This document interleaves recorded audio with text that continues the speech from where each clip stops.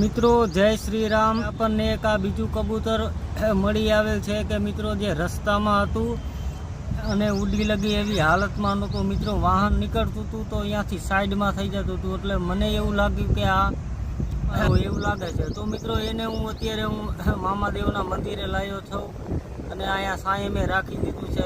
તડકાના કારણે મિત્રો આવા પક્ષીઓને પણ લૂ લાગી જતી હોય છે અને મિત્રો આવી રીતના બીમાર થઈ જતા હોય છે અને ઉડે લગી એવી હાલતમાં આની જરાય પણ મિત્રો એવી ઉડવાની હિંમત જ નથી। આપણે મિત્રો એના પડખે જાય છે ને તો ઉડવાની કોશિશ પણ નથી કરી શકતું। જો આપણે એના માથે હાથ ફેરવી છીએ તો પણ એ ઉડવાની કોશિશ પણ નથી કરતો।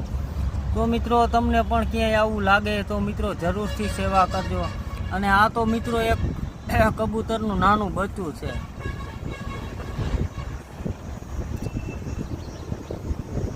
મિત્રો આના માટે આપણે જેટલી થાય એટલી સેવા કરવાની। મિત્રો